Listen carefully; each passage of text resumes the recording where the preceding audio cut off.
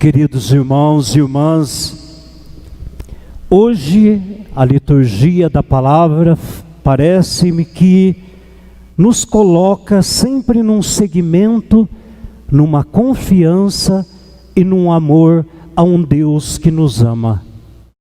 Nós ouvimos a primeira leitura tirada do profeta Isaías, aonde ele fala: o Senhor foi capaz de abrir os meus ouvidos, eu não tive como resistir, nem voltar atrás. Isto é, uma vez que ele sente o chamado de Deus, agora é impossível que ele não se coloque à disposição. Como eu vou voltar para trás se eu sei que o Senhor está me colocando coisas maravilhosas diante de mim? Aí ele mesmo é capaz de falar uma coisa até interessante. Ao meu lado, ele fala da dificuldade do trabalho.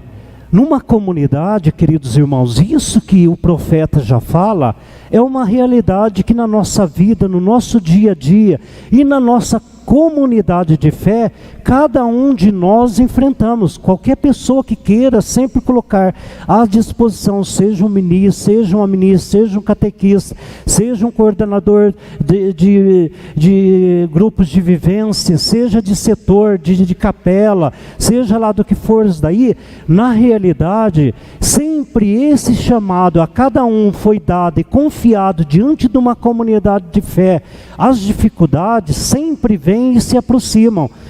E na realidade nós temos que sempre falar o seguinte: uma vez que eu recebi esta missão perante a igreja, leve a sua missão, faça com amor, faça com dedicação, faça com toda aquela, vamos falar, com todo aquele respeito, e faça por muito mais do que uma obrigação, faça como uma convicção de uma fé que você tem.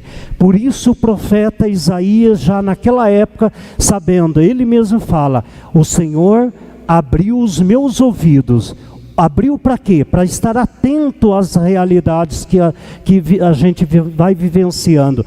Aí ele mesmo fala: eu ofereço as minhas costas para aqueles que querem me bater, aqueles que me querem bofetear-me, aqueles que ficam me cuspindo, rindo de mim, tirando sarro, vamos falar com o profeta. Mas ele fala assim: olha, uma coisa eu posso dizer, na minha missão que eu estou levando, como cada um dentro da própria comunidade de fé, é Deus que é sempre aquele que auxilia. Você tem que ter sempre na sua vida, esse trabalho de fé que você faz, não é você simplesmente é um instrumento. Faça aquilo que Deus possa continuar sendo anunciado. Por isso ele mesmo fala: ao meu lado está alguém que me justifica. Por quê? Porque você não tem nada a temer. Você sabe o que você está caminhando e fazendo aquele trabalho para as coisas melhores, para que Deus seja proclamado, para que Ele seja anunciado. Por isso o profeta fala: ao meu lado está quem me justifica. Aí ele faz uma interrogação: alguém me fará objeções se tem alguém que me justifica? Vejamos, quem é o meu adversário? Vejamos, ele mesmo fala: quem é meu adversário? Aproxima-se. Aí ele é capaz de dizer: sim, Deus, Ele é o meu auxiliador. Quem é que vai me condenar? Paulo apóstolo já falava isso também. Ali numa das cartas dele, ele mesmo fala: quem que vai se separar do amor de Deus? Vai ser a morte, vai ser a perseguição, vai ser as dificuldades, vai ser isso, aquilo ali, a fome? Nada vai me separar do amor de Deus. Pronto, é isso que a gente tem que ter como a convicção do amor. Depois nós ouvimos também um salmo, o Salmo 114, andarei sempre na presença de Deus, porque junto a Ele ando sempre na terra dos vivos. E o versículo 1 do Salmo 114 fala bem claramente: eu amo o Senhor, porque ouve o grito da minha oração. Quer dizer, a pessoa sabe em quem confia e aonde buscar na fonte. Se a água viva é aquela, a pessoa sabe aonde vai buscar. E nós ouvimos também, já do Novo Testamento, a carta de São Tiago, apóstolo, aonde ele coloca a questão de alguns que falam de fé e outros falam da prática. Uns falam, e ele fala, olha meu irmão, vou dizer uma coisa. Alguém pode até dizer, você tem fé? Tenho, nossa, tenho uma fé. Mas se você tem fé, mas não é capaz de colocar a fé que você tem em prática, ele fala que é morta. Aí ele concretiza isso a uma pessoa que se diz de fé. Imagina que um irmão ou uma irmã, ele não tem o que vestir.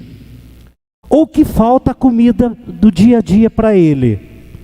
E alguém disser, não, vai em paz, vai lá aquecer. Aí ele fala, isso é fé? Você falar de fé quando tem gente morrendo de fome? Aliás, muitos já falaram, como que a gente vai falar se você vai entrando numa casa para falar das coisas de Deus, e sendo que aquela família está passando em dificuldade, materiais de alimento, como que você é capaz de falar de Deus ali, que Deus é amor, vendo aquela realidade daquela família, naquela situação?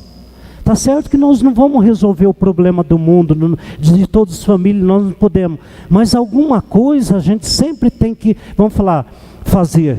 Nós temos, não vamos, que nem eu estou comentando ali, nós não vamos resolver o problema daquela família, porque a gente também não é que tem tantas condições, mas vamos ser um pouco coerente com a nossa fé. Entrou dentro da casa ali, se preocupa com aquela família, entra ali, vendo que está em necessidade, faça alguma coisa, vamos fazer uma coleta, fala para outro. E o povo, o nosso povo é muito bom. A gente veja até mesmo na missa, quando é a missa da coleta dos alimentos, aqui da nossa oferta dos alimentos, o nosso repartir um pouco do nosso pão, ajudando ali. Quantas pessoas realmente querem que sejam aliviados, famílias que estão passando em dificuldade.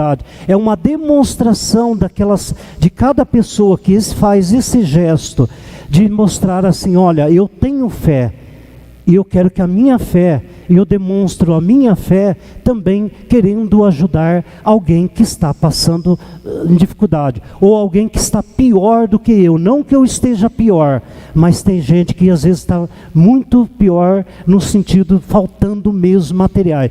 Graças a Deus eu posso não ter tudo dentro da minha casa, mas aquilo que é o básico não falta. E já tem gente que, coitado, não tem nada, não tem nem o básico, e é uma preocupação. É isso que a fé, é isso que São Tiago, apóstolo, está nos colocando bem claro.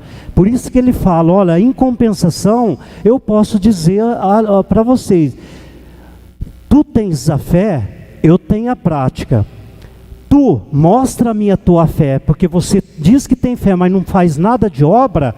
Aí ele fala, olha, eu vou mostrar para você a minha fé, porque a minha fé leva para concretizar as minhas obras, a minha prática. É isso que fala lá. E depois nós ouvimos o Evangelho, que já estamos, essa linda profissão, vamos falar de Jesus, perguntar, quem é Jesus? Jesus não pode ser simplesmente um conceito. Nós temos que levar a sério que Jesus, antes da gente falar dele, antes da gente querer apontar alguém para Jesus, você tem que ter a experiência de Jesus. Quando Jesus perguntou para os discípulos, quem diz que é o Filho do Homem? Portanto, quem que vocês acham que é eu ali?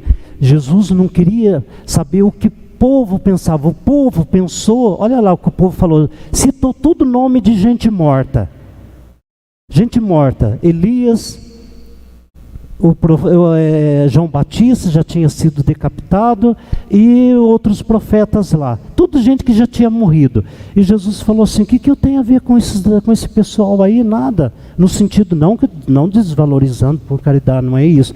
Mas Jesus está falando assim: eu quero saber. Aí por isso que ele perguntou: eu quero saber de você. É isso que cada um, queridos irmãos, a gente tem sempre que perguntar: quem é Jesus para mim? Mas quando? Faça sempre a experiência de Jesus na tua vida. Porque você tendo a experiência dele, você sempre será capaz de falar dele. E sem medo. Porque quem tem a experiência de Jesus nunca tem medo. Antes, proclama muito mais com força e com poder. Tá bom? Que cada um de nós, inspirados pela palavra de Deus, possamos sempre melhorar na nossa vida e que Deus nos ajude na ação do seu Espírito Santo. E Santa Rita interceda por cada um de nós, para que nós sejamos uma comunidade verdadeiramente missionária, isto é, uma comunidade que quer levar a todos esta missão da palavra de Deus nas famílias, nas casas, para nossas crianças, para os nossos jovens e para todos aqueles e aquelas que querem ouvir na boa vontade. Louvado seja nosso Senhor Jesus Cristo.